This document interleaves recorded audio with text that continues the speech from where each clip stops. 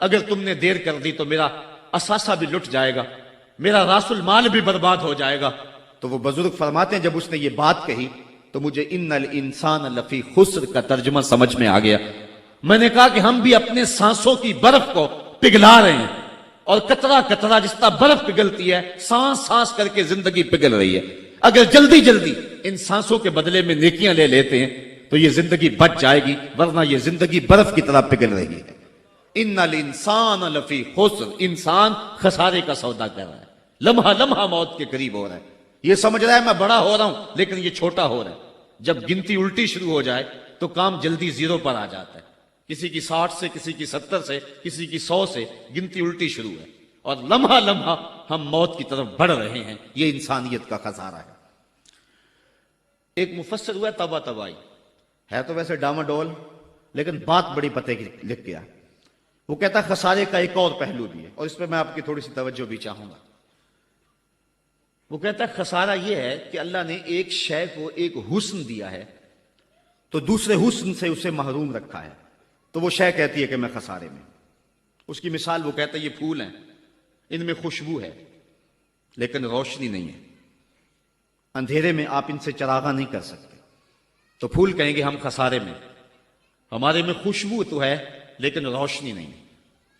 چاند میں روشنی ہے لیکن اس میں خوشبو نہیں ہے، تو چاند کہتا ہے میں خسارے میں ہوں، کہ میرے میں روشنی تو بڑی ہے، میرے دم سے کائنات میں اجالے تو پھیل جاتے لیکن خوشبو نہیں ہے، میں خسارے میں ہوں۔ ایک بچہ کہتا ہے میرے میں بچپنے کی معصومیت تو ہے لیکن جوانی کا بانکپن نہیں ہے، لہٰذا میں خسارے میں ہوں۔ ایک جوان کہتا ہے میرے میں جوانی کا حسن تو ہے لیکن بڑھاپے کا تجربہ نہیں ہے، لہٰذا میں خسارے میں ہوں۔ اور ایک بوڑھا کہتا ہے کہ میرے میں بڑھاپے کا تجربہ تو ہے لیکن اب بچپنے کی وہ معصومیت کہاں، وہ کاغذ کی کشتی، وہ بارش کا پانی۔ اور اقبال کہتا ہے، آپ کے شہر اقبال میں آیا ہوں، وہ کہتا ہے کہ جنبش زنجیر در سے لطف آتا تھا مجھے، وہ کنڈی بھی ہلتی تھی تو اس سے بھی لطف آ جاتا تھا، آج تو نغمے بھی نہیں نہ بہلاتے، لیکن اس بچپن میں کنڈی کے ہلنے سے بھی لطف آ جاتا تھا تو غم بھول جایا کرتے تھے۔ وہ کیا کسی نے کہا تھا کہ اپنے جل جانے کا بھی احساس نہیں تھا، جلتے ہوئے شعلوں کو چھیڑا کرتے تھے، اب تو ایک آنسو بھی رسوا کر جاتا ہے، بچپن میں جی بھر کے رویا کرتے تھے، اب تو وہ رونے کا حسن بھی نہیں نہ رہا۔ تو کہا کہ میرے پاس بڑھاپے کا تجربہ تو ہے لیکن بچپنے کی معصومیت نہیں ہے، لہٰذا میں خسارے میں ہوں۔ ایک شب زندہ دار کہتا ہے کہ میرے پاس سحری کے آنسو تو ہیں لیکن علم کا بانکپن نہیں ہے، اور ایک عالم کہتا ہے کہ میرے پاس علم کے کمال تو ہیں لیکن تہجد کے سجدے نہیں ہیں، لہٰذا میں خسارے میں ہوں۔ بلبل کہتی ہے میرے لہجے میں تو حسن ہے لیکن میرے بازوؤں میں طاقت نہیں ہے، لہٰذا میں خسارے میں ہوں۔ شیر کہتا میرے بازوؤں میں تو طاقت ہے لیکن میرے پر نہیں ہے کہ میں اڑ سکوں، لہٰذا میں خسارے میں ہوں۔ کوئل کہتی ہے میرے لہجے میں تو جادو ہے لیکن رنگ میرا کالا ہے، لہٰذا میں خسارے میں ہوں۔ مور کہتا ہے میرے پروں میں تو حسن ہے لیکن میرے پاؤں بدصورت ہیں، لہٰذا میں خسارے میں ہوں۔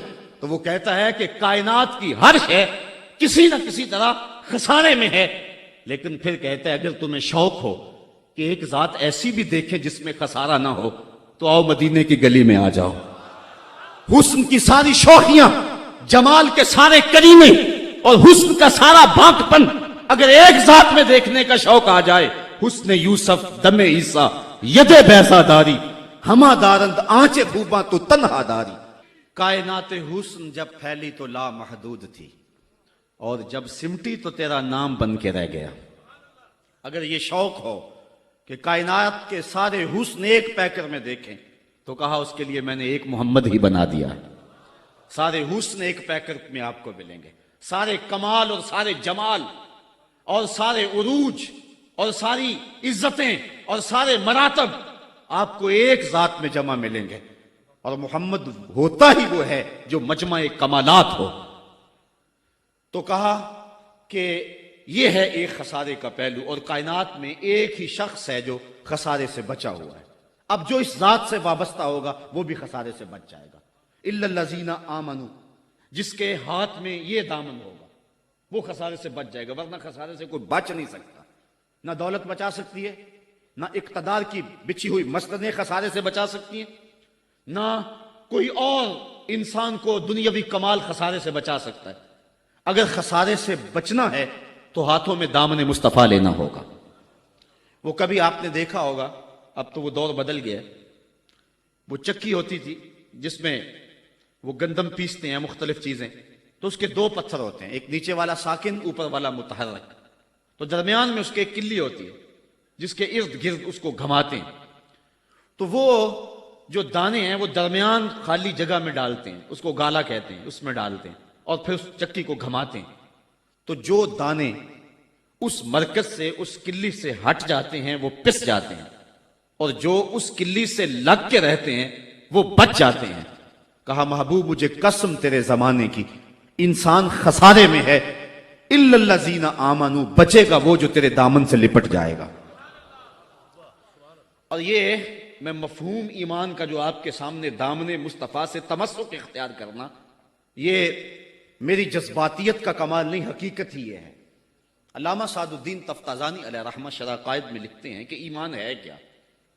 آپ فرماتے ہیں الایمان ہی تصدیق بما جاء بہ النبی صلی اللہ علیہ وسلم، حضور کے علاوہ ایمان ہو ہی نہیں سکتا ہے، یہ ممکن ہی نہیں ہے۔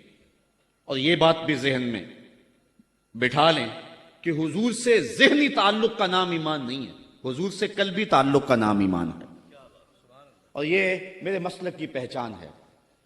صرف ذہنی تعلق کا نام ایمان نہیں ہے، قلبی تعلق کا نام ایمان ہے۔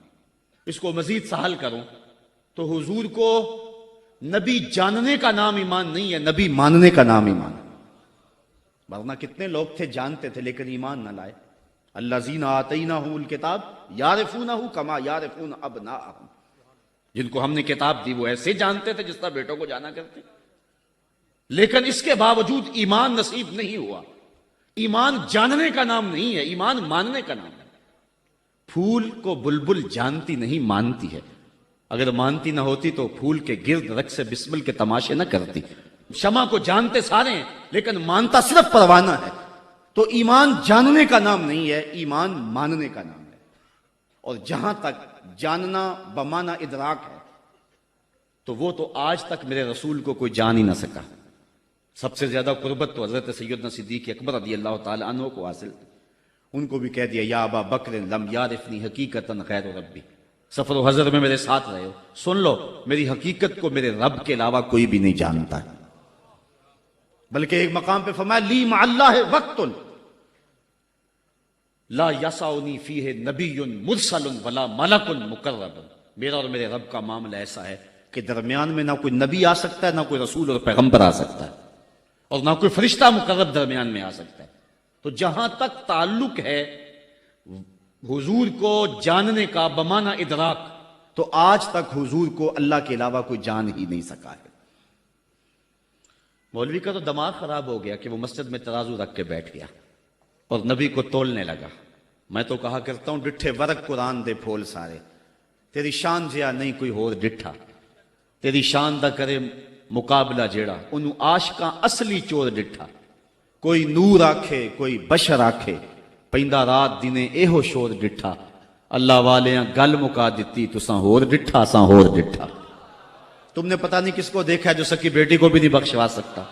لاہور قصر نور میں ایک شخص، آپ بھی سارے جانتے ہیں، میرا نام لینے کا مزاج نہیں ہے، ٹیلی ویژن پہ بھی وہ چیختا ہے، تو وہ کہنے لگا کہ نبی تو سکی بیٹی کو بھی نہیں بخشوا سکتا۔